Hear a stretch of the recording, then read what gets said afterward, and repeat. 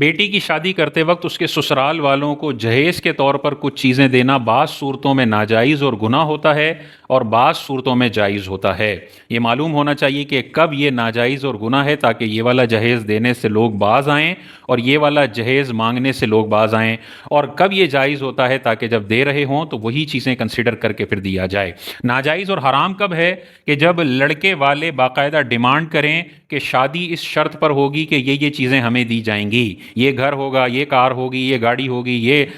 کھانے ہوں گے، یہاں پہ دعوت کی جائے گی، اتنے لوگوں کو دعوت ہمیں بلایا جائے گا، یہ سارے جو تحفے تحائف ہیں یہ ہمیں دیں گے تو ہمیں رشتہ قبول ہے، ورنہ ہمیں رشتہ قبول نہیں ہے۔ اگر باقاعدہ ایسی ڈیمانڈ آ جاتی ہے، صراحتاً واضح طور پر آ جائے یا دلالتاً اشارتاً بھی آ جائے، یعنی وہ براہ راست ڈیمانڈ نہیں کرتے لیکن وہ اشارتاً کنایتاً بتا دیتے ہیں کہ یار یہ چیزیں ہمارے رسم و رواج میں ہوتی ہیں، اب براہ راست نہیں مانگا لیکن براہ راست نہ مانگ کر بھی سامنے والے کے ذہن میں یہ ڈال دیا کہ یہ ہوں گی تو ہماری جو ہے وہ عزتیں محفوظ ہیں اور یہ رشتے محفوظ ہیں، ورنہ رشتے توڑ دیے جائیں گے۔ تو چاہے صراحتاً مانگے یا دلالتاً مانگے، دونوں صورتوں میں علماء نے واضح طور پر ارشاد فرمایا کہ اگر رشتے کو تحفے تحائف پر کنڈیشنل کر دیا جائے کہ یہ جہیز ملے گا تو رشتہ ہوگا ورنہ رشتہ ختم سمجھو، تو یہ جتنا بھی تحفے ڈیمانڈ کیے جا رہے ہیں وہ رشوت کی حیثیت رکھتے ہیں،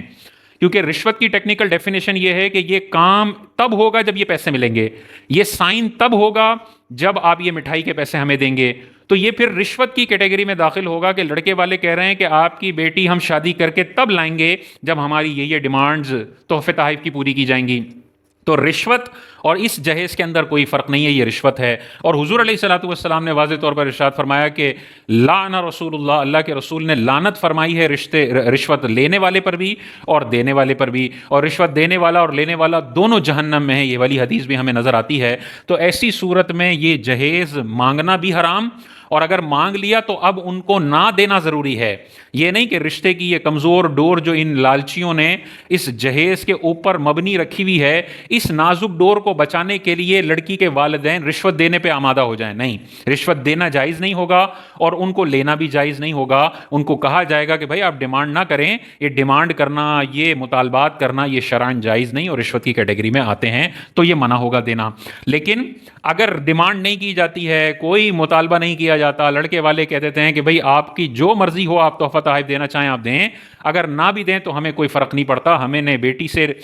تعلق جوڑا ہے، ہم میں اس کے مال کا لالچ نہیں ہے۔ اگر کوئی ڈیمانڈ نہیں ہوتی اور پھر لڑکی کے والد صاحب لڑکی کو گھر دے دیتے ہیں جس میں شوہر مفت میں رہے گا، لڑکی کو بہت سارا سامان دے دیتے ہیں جس کو لڑکا استعمال کرے گا، لڑکے کو بہت سارے تحفے تحائف کپڑے اور گاڑی دے دیتے ہیں، لڑکے کے والدین کو بہت سارے تحفے تحائف، ساس صاحبہ کو سونا دے دیتے ہیں، تو اگر بغیر ڈیمانڈ کیے دیا جا رہا ہے تو یہ تحفے کی حیثیت رکھتا ہے، اور اسلام کے اندر تحفہ دینا بالکل جائز ہے، بلکہ رشتوں کی مضبوطی اور محبتیں بڑھانے کے لیے تحفہ دینا ثواب کا کام ہے۔ تو پھر یہ والا جہیز دینے پر لڑکی کے والدین کو ثواب ملے گا، کیونکہ وہ رشتے کو مضبوط کرنا چاہ رہے ہیں، تحفے سے محبت بڑھانا چاہ رہے ہیں، دلوں میں محبت اور الفت کے جذبات اچھے انداز سے پیدا کرنا چاہ رہے ہیں۔ تو پھر جو نندوں کو تحفہ دیا، جو داماد کو دیا، جو ساس صاحبہ کو دیا، جو سسر صاحب کو دیا، وہ سارا تحفہ ہے، اور بغیر ڈیمانڈ کے یہ دیا جائے تو یہ ناجائز اور گناہ نہیں ہے۔ حضور علیہ الصلوۃ والسلام نے بھی اپنی شہزادی حضرت فاطمہ الزہرا رضی اللہ تعالی عنہا کو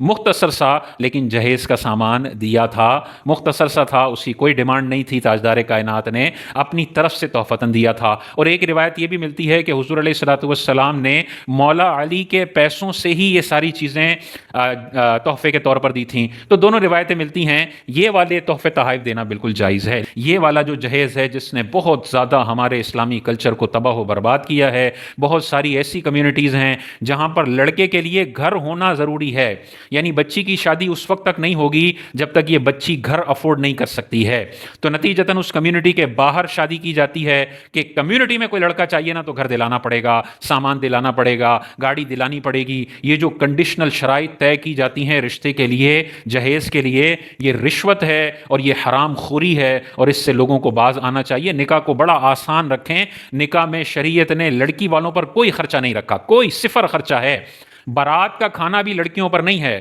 ولیمے کا کھانا شریعت نے رکھا ہے اور وہ بھی لڑکے پر ہے۔ تو دیکھیں لڑکی والوں پر تو شریعت نے کوئی خرچہ نہیں رکھا، انہوں نے تو اپنی بیٹی جس کو 17-18 سال تک پالا ہے، اپنی نگاہوں پر رکھا ہے، پلکوں پر رکھا ہے، وہ بیٹی رخصت کر رہے ہیں، وہی ان کا بڑا پن ہے، ان پر شریعت نے کوئی خرچہ نہیں رکھا۔ مہر کی ذمہ داری شوہر کی، ولیمے کی ذمہ داری شوہر کی، بیوی کے سارے خرچوں کی ذمہ داری شوہر کی، بیوی کے کھانے، اس کے آرام، اس کے سونے کے لیے سارے انتظامات کرنا شوہر کی ذمہ داری ہے۔ لیکن ہماری جاہل عوام نے ابتدائی ساری ذمہ داریاں لڑکی والوں پر ڈال دی ہیں۔ شوہر سفر کرے گا تو گاڑی دینی پڑے گی، شوہر رہے گا تو اس کو گھر دینا پڑے گا، شوہر جس بستر پر سوئے گا شادی کے بعد وہ بستر لڑکی والوں کا ہوگا، جس پلیٹ میں کھائے گا وہ پلیٹ لڑکی والوں کی ہوگی۔ اگر وہ تحفتاً دیتے ہیں تو ٹھیک ہے، لیکن اس کو کنڈیشنل، لازم، مینڈیٹری کر دینا، اور جو یہ نہ دے اس کو ساری زندگی گالیاں اور تانے دینا کہ تیری ماں نے تو کچھ بھی نہیں دیا تھا، صرف مسلح کے ساتھ تجھے بھیج دیا تھا، چادر کے ساتھ بھیج دیا تھا، ساری زندگی اسے ذلیل کرنا، یہ حرام اور گناہ کبیرہ ہے۔ یہ آپ ایسے ہی کہہ رہے ہو کہ تیرے ابا جی نے تو شادی میں کوئی رشوت نہیں دی تھی،